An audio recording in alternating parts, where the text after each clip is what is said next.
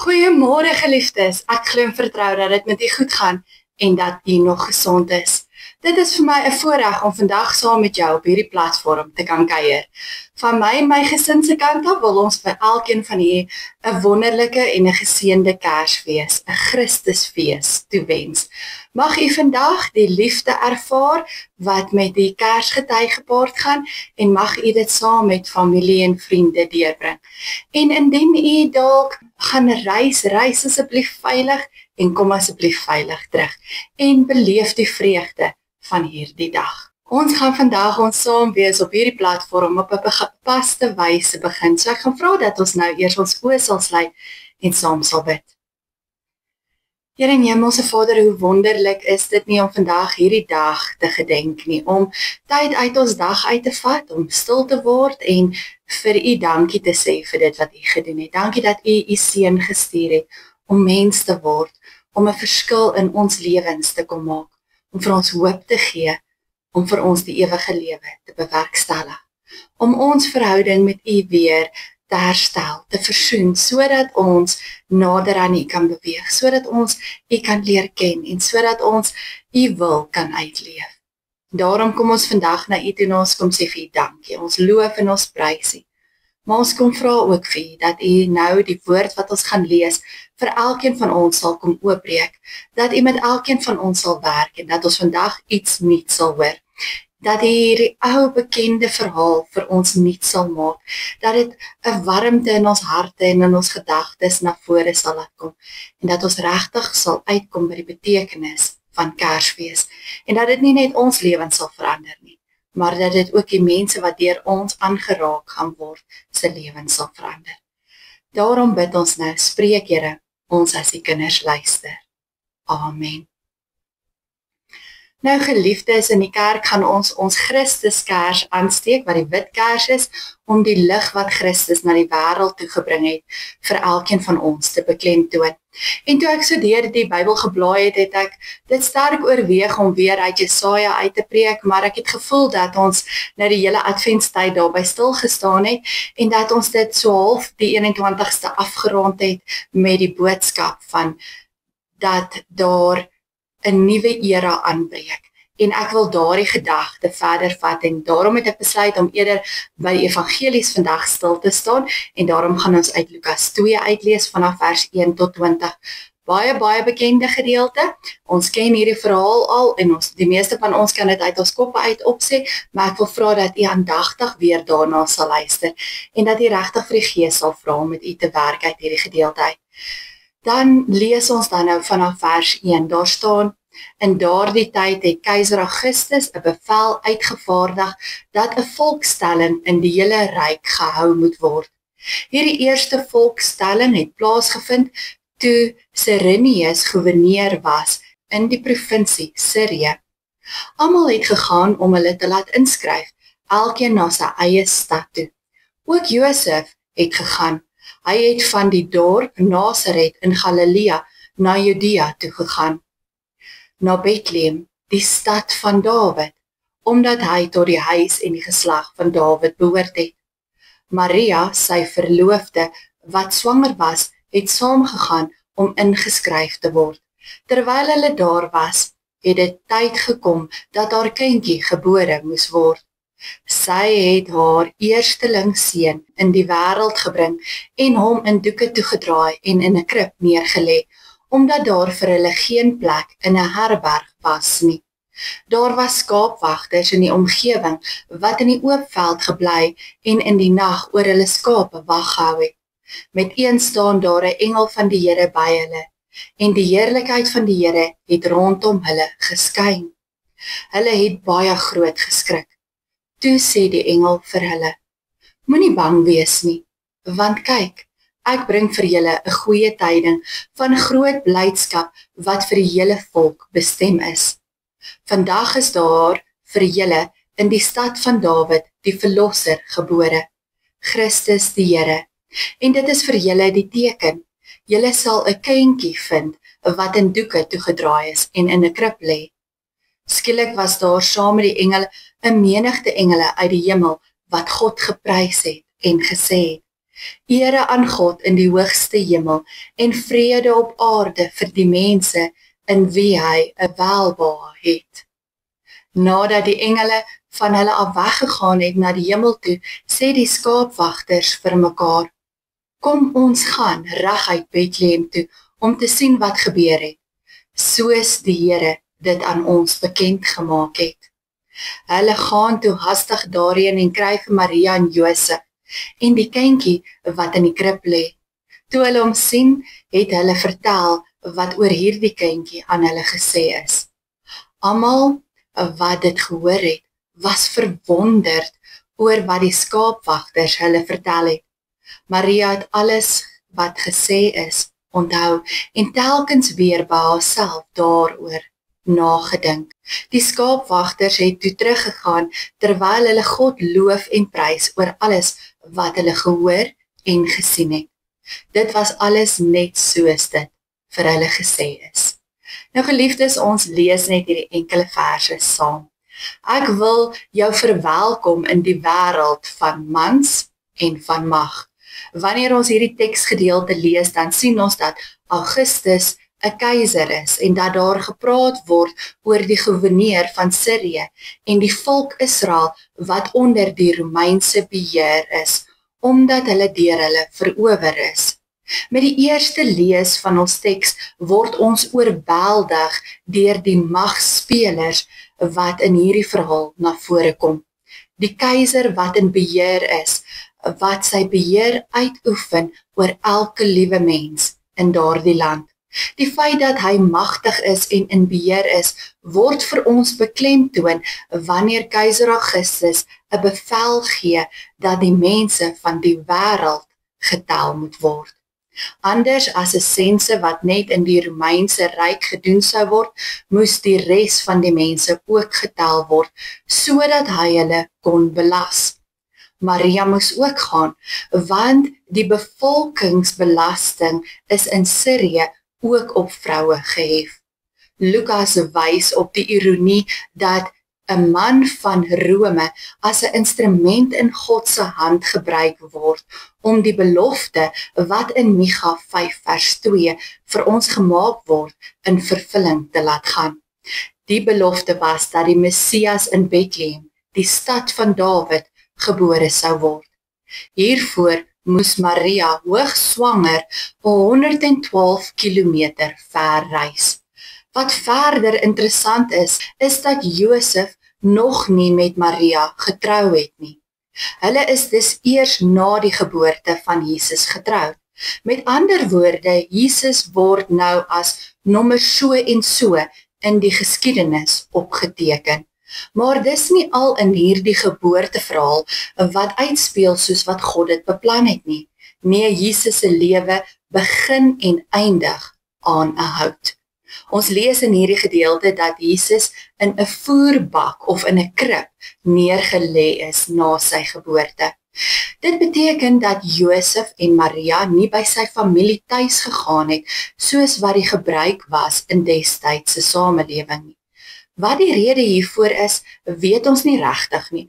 Ons raai maar dat dit sou wees omdat hulle dalk skaam was oor die feit dat sy verloofde swanger was, of dalk was daar net te veel familie wat by sy ouerhuis gebly het en dat daar nie vir hulle ook plek was nie. Die feit is dat Josef nie by sy familie tuis gegaan het nie en dat hulle ander verblyf nodig gehad het. Hulle kon nie eers verblyf kry in die berugte herberge nie, want niemand wou destyds in 'n herberg gebly het nie. Dit was nou nie regtig 'n plek van aansien gewees nie. Maar selfs nie eers die herberg het vir hulle plek gehad nie. En daarom het hulle die enigste plek wat hulle kon vind gevat, naamlik 'n stal. En is Jesus in hierdie stal gebore, waar daar nie eers vir hom 'n slaapplek was nie. En hulle moes hom op die ou einde van die dag in 'n voerbak of 'n krib neerlê. Nou geliefdes, ons lees in hierdie gedeelte pertinent dat hy in doeke toegedraai is, voordat hy in die krib neergelê is. En hier is 'n interessante storie wat hier na vore kom. Wanneer ons kyk na die Israelitiese kultuur en gebruike, dan sou ons sien dat hulle baie kere babietjies in doeke toegedraai het met hulle armpies so styf teen hulle sy en hulle beentjies uitgestrek, en dan baie keer het hulle ook hierdie babietjie wat dan in die doeke toegedraai is, op 'n plank neergelê en dan aan die plank vasgebind. En dan het hulle hierdie babietjie neergelê. Nou die rede daarvoor was dat hulle geglo het dat die babietjie uitgestrek moes lê en dat dit verhinder dat hulle sou skeef groei, want dan is hulle ledemate reguit uitgestrek. Hulle het ook geglo dat babietjies rustiger en langer slaap wanneer hulle so vasgebind is. Maar wat vir ons belangrik is om ag te slaan op die feit dat Jesus aan die begin van sy lewe, maar ook aan die einde van sy lewe, aan 'n hout vasgebind is. Direk na hierdie geboorteverhaal vind ons die verhaal van die skaapwagters as eerste getuies. Nou hierdie verhaal van die skaapwagters kan in 2 gedeeltes opgedeel word. Die eerste gedeelte is die bekendmaking van Jesus se geboorte, wat vers 8 tot 14 is, en daarna die reaksie van die skaapwagters daarop, wat vers 15 tot 20 is. Nou ons sien dat Jesus se geboorte aan die skaapwagters bekend gemaak is. Selfs hierdie gebeurtenis het vir ons 'n dieper betekenis, want skaapwagters was die eenvoudigste van die eenvoudige mense in die Bybelse tyd gewees. Dit was gewoonlik die werk van die jongste seun of van een van die ander seuns wat nie so skerp was nie, om skaapwagters te wees en om in die oop veld die skape deur die loop van die dag en die nag op te pas. Skaapwagters se reputasie was ook baie sleg gewees en hulle is nie as waardige getuies vir enige gebeure gereken in howe nie. Maar God kom en God kies hulle uit as getuies vir dit wat God met die wêreld gaan doen. So God beskou hulle as waardig genoeg om hierdie boodskap wat hy in die wêreld wil uitstuur te ontvang en hulle as mense te gebruik om dit uit te dra. Wat in hierdie stadium net aan Maria en Josef bekend was, word nou aan die wye wêreld bekend gemaak. Dit wil voorkom asof die getuienis van die skaapwagters deurslaggewend was vir Josef en Maria en die ander mense se verstaan van dit wat werklik gebeur het. Die lang verwagte Messias is gebore. Vanaf vers 13 tref ons die reaksie van die skaapwagters aan. Hulle het groot geskrik toe die engel van die Here aan hulle verskyn het om hierdie aankondiging aan hulle te maak. Maar die engel het hulle dadelik gerus gestel met die woorde, moenie bang wees nie. En nadat hy hulle gekalmeer het, het die ander engele by hulle aangesluit en het hulle God se lof besing oor die wonderwerk wat plaasgevind het. En die rede waarom die skaapwagters bedaar het en God se lof besing het, was omdat hulle besef het dat Jesus die Christus is. Geliefdes, Jesus word in vers 11 voorgestel as die verlosser, Christus die Here. Nou as ons kyk na hierdie benaming wat in die Bybelse tyd iets gesê het van die persoon se karakter, dan sien ons dat die woord Christus beteken gesalfde van God, wat God se volk moet beskerm. Hierdie benaming het dus 'n politieke dimensie. Verlosser beteken verlossing van die volk. Nie uit die Romeinse mag soos wat die volk destyds wou gehad het, moes plaasvind nie, maar hy het gekom om sy lewe te kom neerlê sodat hulle verlossing kan kry vanuit hulle sondige bestaan. So wanneer ons na hierdie gedeelte kyk, dan kondig dit Jesus se geboorte aan en sy name het 'n baie duidelike magstryd na vore laat kom. Want al hierdie benamings wat aan Jesus toegeken is, word ook aan keisers toegeken.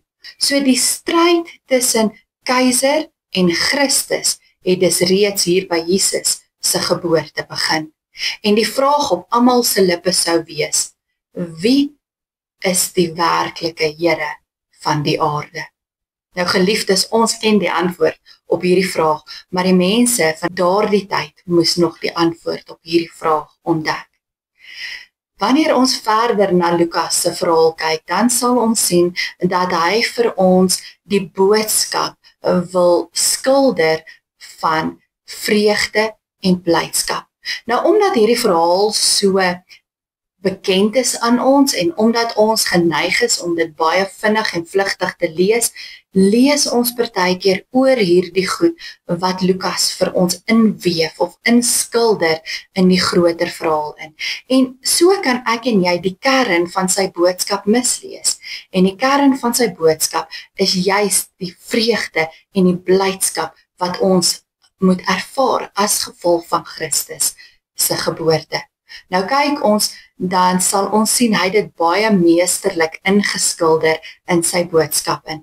Wanneer hy vir ons vertel van die vreugde en die blydskap wat die bekendmaking van hierdie goeie nuus aan die ongerekende persone gebring het. Hy lê klem op die sosiale verandering wat sal kom nou dat Christus gebore is. Ons lees ook dat die aankondiging van Christus se geboorte sonder vrees geskied het. En dit is hoekom die engele die skaapwagters gerus gestel het en vir hulle gesê het, moenie bang wees nie, want hierdie is 'n vreugdevolle tyding.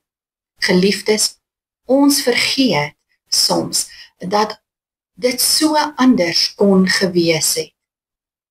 Christus moes aarde toe gekom het, omdat die mens droog gemaak het. Christus is God, en hy het alle reg gehad om te kom en te kom oordeel en te kom vernietig, want ons as mense het droog gemaak en ons as mense het dit verdien. Maar die wonderlike, die vreugde van Kersfees is juist dat hy opgedaag het om nie te oordeel nie. Hy het nie oordeel gebring nie. Nee, hy het nie as die kryger Messias opgedaag om die volk te kom vernietig nie. Nee, hy het onverdiende genade gebring.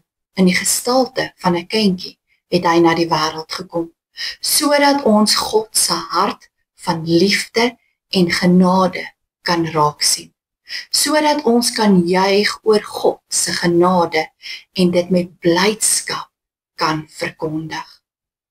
Geliefdes, 'n verdere boodskap wat Lukas wil kom beklemtoon in hierdie gedeelte is dat Jesus een van ons geword het. Hy beklemtoon dit wanneer hy vertel hoe die engele die boodskap van Jesus se geboorte aan die skaapwagters vertel het. Die geringste onder die mense. In Bethlehem was hulle die oninteressante en gewone mense, die randfigure van die samelewing. Maar God laat die boodskap heel eerste aan hulle vertel. Dis soos om vir die graad eentjies in 'n skool nuus te vertel en die onderwysers en die hoof eenkant te hou en nie vir hulle die nuus te vertel nie. So God kom om hierdeur vir ons te wys dat hy omgee en dat hy lief is vir gewone mense, vir die geringstes, vir die randfigure. Geen wonder dat Jesus later self gesê het in Matteus 25 vers 40, as julle dit aan die geringstes onder julle doen, doen julle dit aan my. En dit is die punt van Kersfees. God se seun word 'n geringste. Sy ouers is 2 onbekende mense, wat ongetroud is, wat jonk is, wat nie eens 'n slaapplek in 'n herberg kon kry nie. Jesus word gebore in 'n voerbak en 'n krib neergelê en wag dat die magspelers van die wêreld hom moet doodmaak.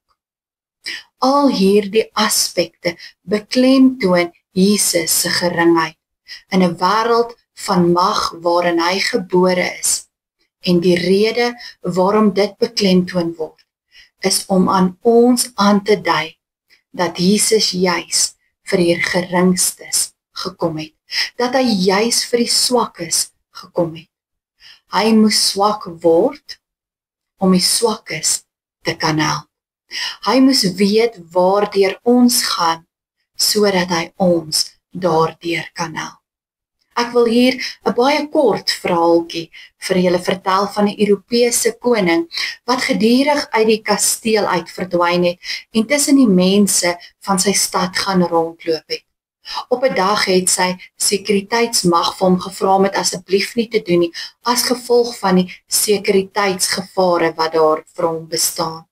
En hy het hulle geantwoord en gesê, ek kan nie my mense regeer as ek nie weet hoe hulle lewe nie. En dit is presies dieselfde wat Jesus kom doen het. Jesus het kom lewe tussen sy mense. Hy het self mens geword, sodat hy weet waardeur ons as mense op aarde moet gaan. En hierdie gedagte sluit aan by 'n stelling wat Harry Boer gemaak het, toe hy die volgende gesê het. Hy het gesê, die punt van Kersfees is dat aan die eenvoudigste siele vertel word dat God hom of haar liefhet. Dit vertel aan hom of haar dat God identifiseer met sy of haar probleme, hartseer, pyn, hoop, frustrasie en vreugde. God weet daarvan, nie omdat hy hom of haar gemaak het nie, nie omdat hy alwetend is nie, maar omdat God 'n eenvoudige mens geword het. God het mens geword en tussen ons kom woon. Geliefdes, die koms van hierdie baba moet ook die hele wêreld kom verander. Dit moet ook my en jou hele lewe kom verander. Want daar was 'n baba in Bethlehem wat alles kom verander het. En daarom is Kersfees 'n oproep vir my en jou om te sorg dat ons lewe omdraai. Dat ons, as ons nog nie tot bekering gekom het, nie tot bekering sal kom. Of dat ons net 'n nuwe manier van lewe sal aanneem. Dat ek en jy op 'n nuwe manier sal sien. Dat ons op 'n nuwe manier sal dink. Dat ons selfs op 'n nuwe manier sal voel, sal wees en sal praat. Want dit is wat die geboorte van Jesus so radikaal maak. Jesus het een van ons geword, sodat ek en jy soos hy kan word. Amen.